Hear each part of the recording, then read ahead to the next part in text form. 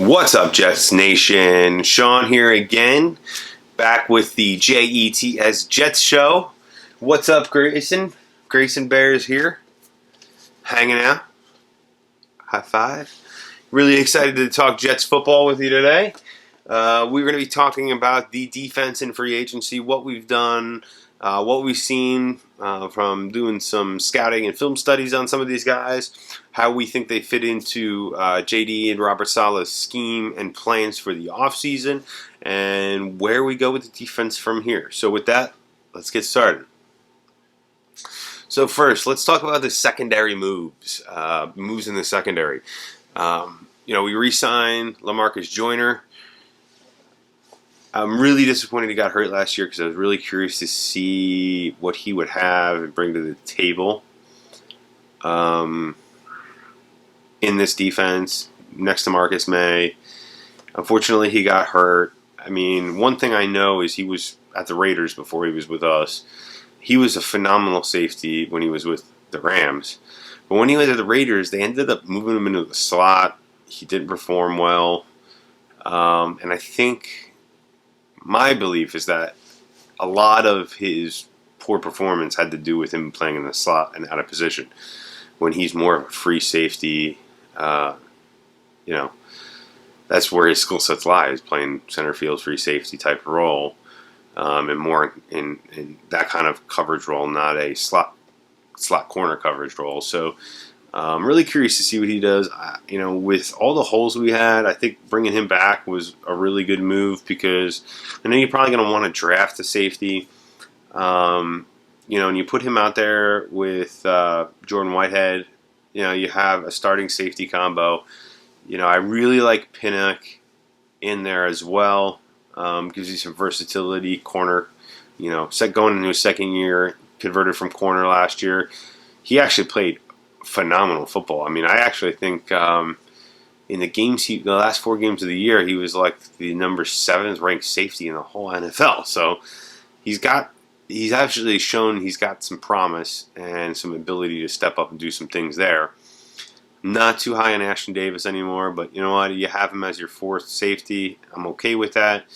And I still think we're going to draft another guy, like I said, to get in that to get in that mix because safety is a huge part of the scheme of this defense. You could see last year when Marcus May went down and got hurt, we had a really solid defense before that, middle of the pack defense. Once he got hurt, the defense just completely fell apart. So then that the defense relies very heavily on safety. Good safety play. So, I think they're both great moves. I didn't see us getting a Marcus Williams, anything like that. You need versatile safeties. I like Wood. And again, the theme I was talking about on the offensive free agent summary, bringing a nastiness to the table. That's what Jordan Whitehead does too. Very physical player. Has some nastiness to him. Plays through the whistle.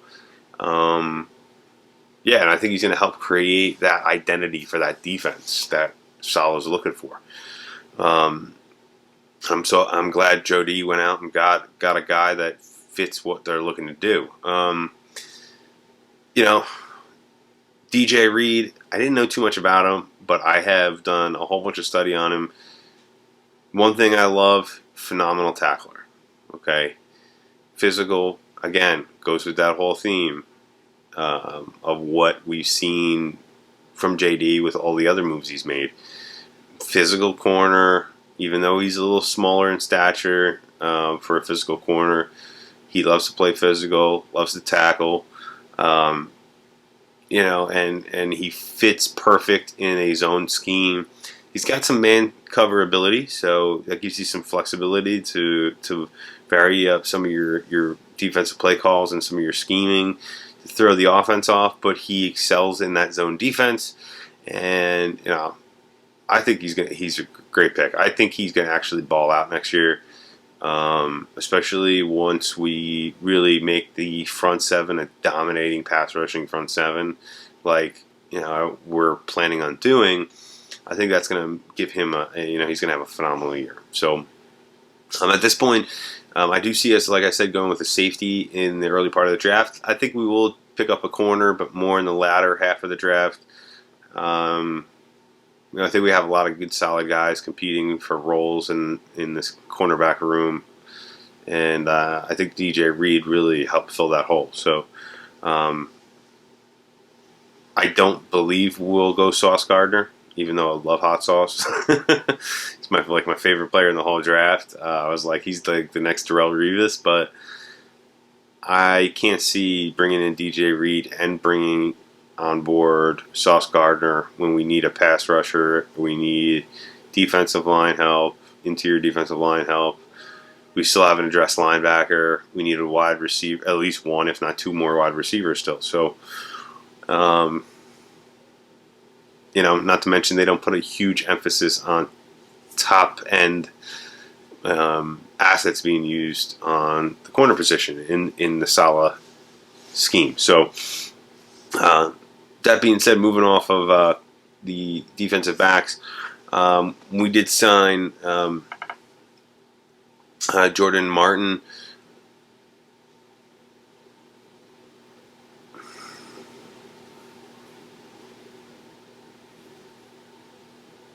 We did sign Jacob Martin to a deal just this morning, yesterday morning. And, didn't know too much about this guy, too, other than he beat George Fant for a sack. But, I mean, this guy's got some explosion, made some really big strip sacks. He's got something you can't teach, which is speed. He's one of the fastest. He's got one of the fastest get-offs of any defensive lineman in the NFL. And I think based on the talent you're looking at the defensive end position that we currently have, and some guys that we might be looking to bring in, he is definitely more of that speed, gives a different element,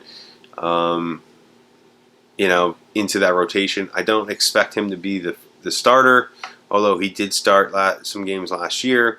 I definitely look at him as playing a key role, in terms of the rotation. We love to rotate 8-9 guys through that defensive line.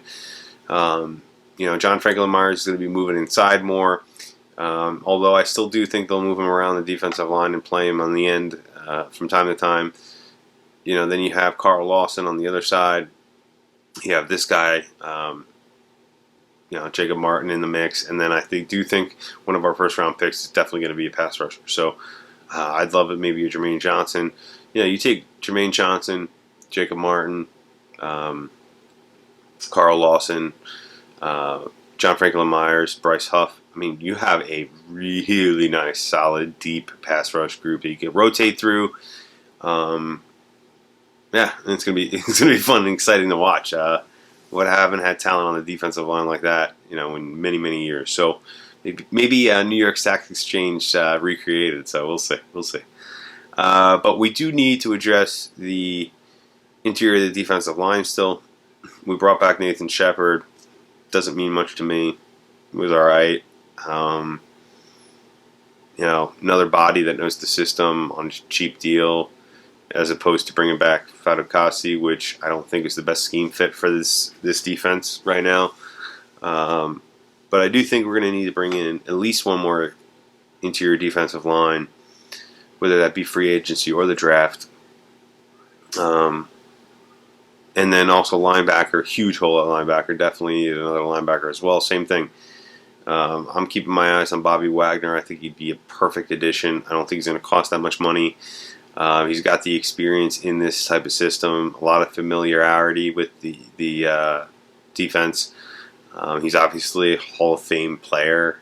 Even though he's on the downside, he'd be a great leader and a perfect complement to C.J. Mosley at that linebacking group. So I'm keeping my eye on him. And they still may bring in another pass rusher as well, but definitely interior defensive line and linebacker, two huge needs. Some people kind of underrating the value of those two positions right now, but I think the way things are going, JD's doing a great job. I mean, he's getting these guys great contracts, great value. Know this scheme. Their skill sets are perfect for the scheme we're running. They're going to fill these holes. And these are guys that are going to just be good football players and do their job. Their skill sets match what our needs are, for their role in the defense. And it goes for the offense too. The offense, same thing.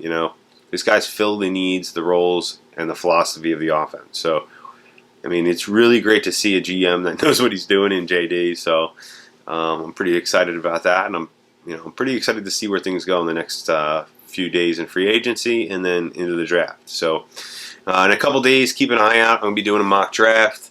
I'm gonna try to put my JD cap on and really think about what his philosophy, what he looks at in players, and parlay that into a solid draft class that complements this free agency, this 2022 free agency for the Jets. It's been a frenzy. It's been fun. Not too many huge splashy moves, but some really, really good moves. And I've seen all the analysts out there, the professional analysts. I can't even say the word. Jeez, analysts coming out and saying, the same thing. They're very impressed with the JD's free agency class so far, and then they're making really good, solid moves. May not be things that are flashy like a Von Miller, like a Devontae Adams or C.J. Jackson, Marcus Williams, but they're making really perfect moves for this team and this franchise. So I can't believe how excited I am. I mean, I feel like it feels different than other years. It doesn't feel like, I was excited last year about some of the moves and years ago about a lot of the moves, but it just feels different this year. I feel like we got a lot of really good things in place. JD knows exactly what he's doing, what he needs, and that just so nice to have a GM that you feel like he knows what he's doing.